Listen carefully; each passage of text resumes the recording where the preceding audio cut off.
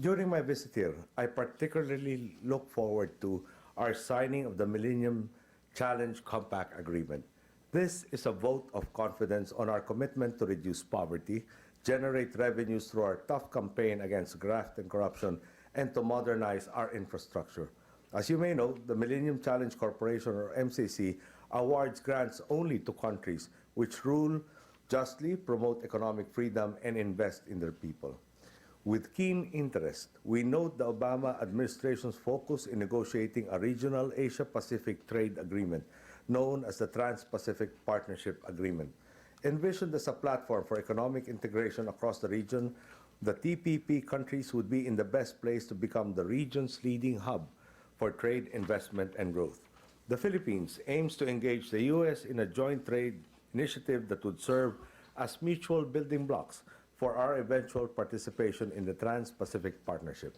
Just like other ASEAN member states, the Philippines is already positioning itself as a viable member of the Trans-Pacific Partnership.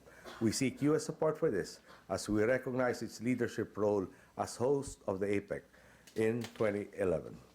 In regional affairs, the Philippines has been a dynamic player, especially in ASEAN. From a small grouping of 10 nations, ASEAN has now emerged as the nucleus of regional dialogue and cooperation. The ASEAN Charter was adopted in December 2008 that conferred legal status to the organization and laid down a clear roadmap towards building an ASEAN community by 2015.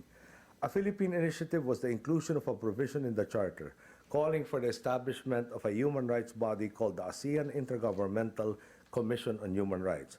Still in its incipient stage, this body stands much to gain from U.S. partnership in capacity building. For its part, the Philippines stands by its offer to host its secretariat.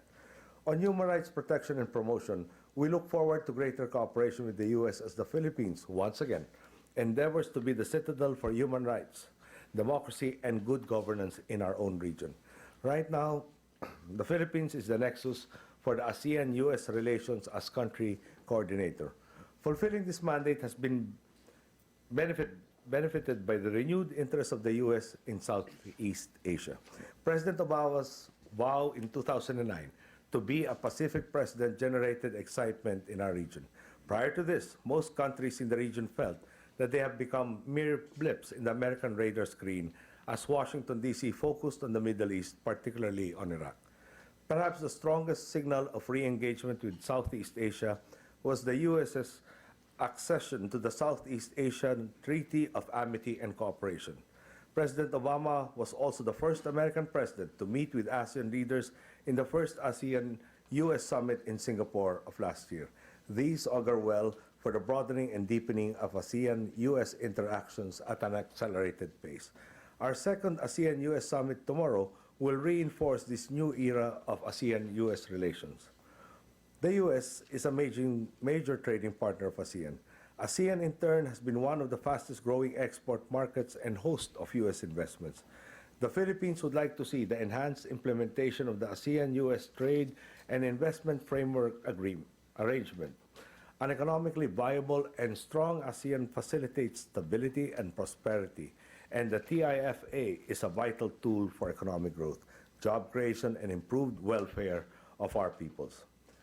Connectivity has become another buzzword in ASEAN in the past year. We expect the master plan on ASEAN connectivity to be ready by the ASEAN summit next month. Three key elements characterize the connectivity master plan: physical connectivity, referring to transport connectivity; institutional connectivity, referring to trade and investment liberalization; and people-to-people connectivity, referring to tourism, education, and cultural exchange. You will note that these three elements of connectivity point to the economic, political, security, and socio-cultural goals of ASEAN community building. Given its unique geographic locations, the Philippines in particular looks forward to the development of a nautical highway to ensure that we remain connected to our neighbors in the region. Forging public-private partnerships will make the connectivity in ASEAN a reality, and we look forward to the strong support of the U.S. for this initiative.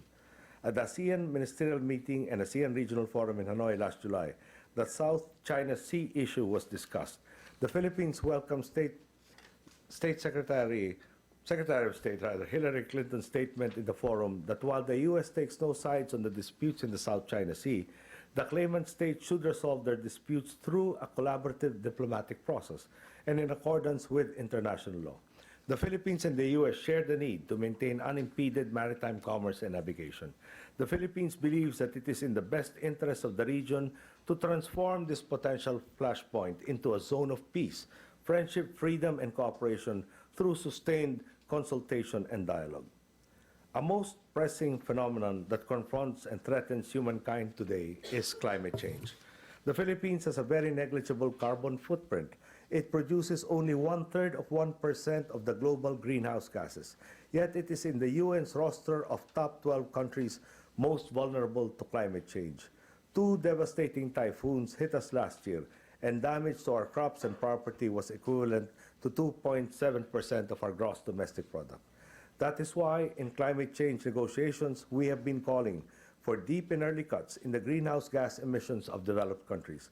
We urge them to support the developing countries in terms of financing, technology transfer, and capacity building for climate change mitigation and adaptation efforts as a form of restitution or climate justice. The Philippines has a Renewable Energy Act. It is the legal framework for the harnessing of our renewable sources of energy, including foreign investments. And we invite U.S. involvement in this program.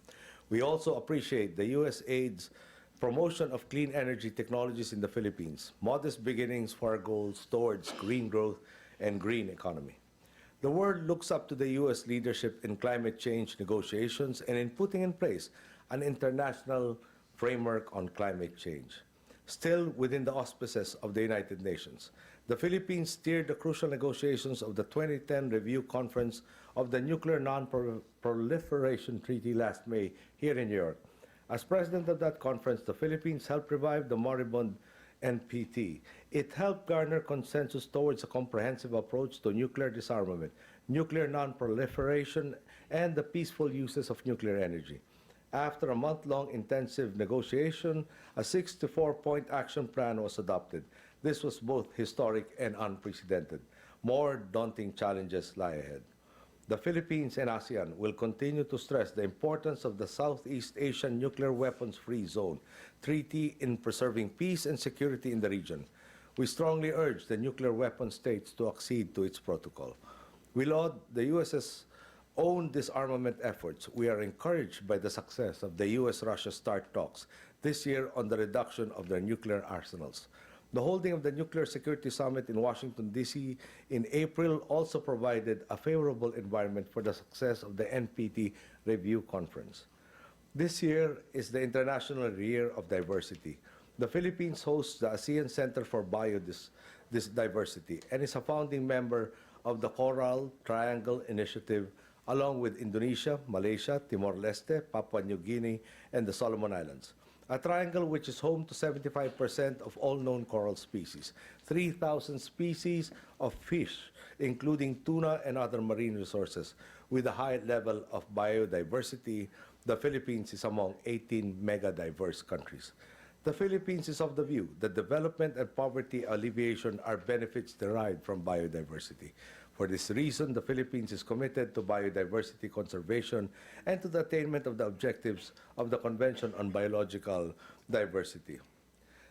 The most important role of the UN is the effective discharge of its peacekeeping function. The Philippines is proudly taking part in that role. We have sent more than 1,000 military and police personnel to most of the UN peacekeeping missions, specifically in Haiti, Darfur, Sudan, Timor-Leste, Liberia, and the Côte d'Ivoire. At the Golan Heights, the UN is preventing possible clashes between Israel and Syria. Leading the UN Disengagement Observer Force is a Filipino general. A third of the UN force in the Golan Heights are Filipino peacekeepers. Peace in the Middle East is of prime importance to the Philippines due to the presence of around 2 million of our countrymen working in that region. We note the commitment and personal leadership of President Obama in the Middle East peace process and wish him success in this endeavor. We are satisfied that there is now a clear recognition of the interlocking linkage between peacekeeping and peace building towards lasting peace, security, and development.